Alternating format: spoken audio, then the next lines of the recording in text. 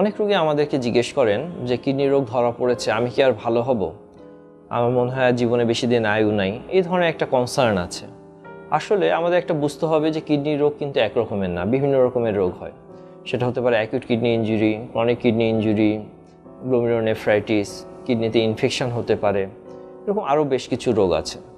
ভালো হওয়া না হওয়া এই বিষয়টা কিন্তু রোগের প্যাটার্নের উপর নির্ভর করে যে কী রোগ দিয়ে আপনি আক্রান্ত। যেমন ধরেন অ্যাকিউট কিডনি ইনজুরি যদি কোনো কারণে ইনসাল্ট হয়ে থাকে, সেই কারণটা বের করে চিকিৎসা করলে বেশিরভাগ অ্যাকিউট কিডনি ইনজুরি কিন্তু রোগী ভালো হয়ে যান।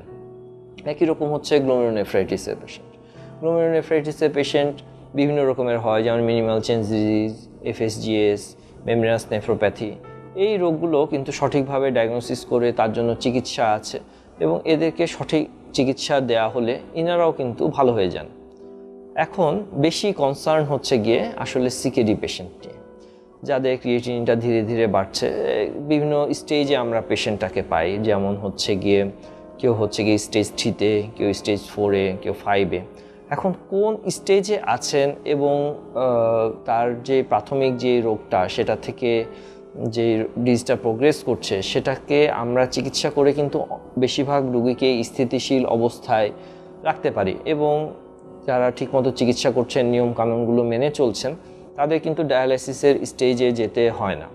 কিন্তু যারা আসলে অনেক লেট প্রেজেন্ট করেন, ক্রিয়েটিনিন অনেক বেড়ে গেছে, সে অবস্থায় প্রেজেন্ট করেন, তাদের ক্ষেত্রে হয়তো ব্যাপারটা এরকম না। ধরেন সিকেডি স্টেজ 5-এ আছে, ক্রিয়েটিনিন 5-6, অলরেডি জিএফআর 15-র নিচে, তো তখন হয়তো তার একদম এন্ড স্টেজে পৌঁছে যাচ্ছেন। কিন্তু যারা আর্লি স্টেজে, যেমন সিকেডি স্টেজ 3 অল্প একটু বেড়েছে, 1.3, 4, 2, এমনকি 3, এই স্টেজেও কিন্তু চিকিৎসা করে দীর্ঘদিন ভালো রাখার জন্য ব্যবস্থা আছে।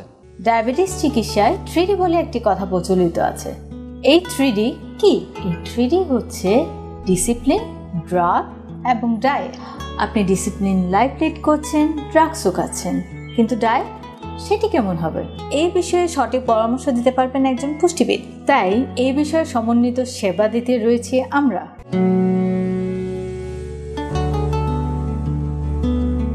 আপনাদের স্বাস্থ্য বিষয়ে সচেতন করার জন্যই আমাদের এই আয়োজন। তাই প্রতিনিয়ত স্বাস্থ্য বিষয়ে বিভিন্ন টিপস পেতে আমাদের চ্যানেলটি সাবস্ক্রাইব করুন এবং বেশি বেশি লাইক ও শেয়ারের মাধ্যমে সবাইকে আমাদের সঙ্গে সংযুক্ত হবার সুযোগ করে দিন।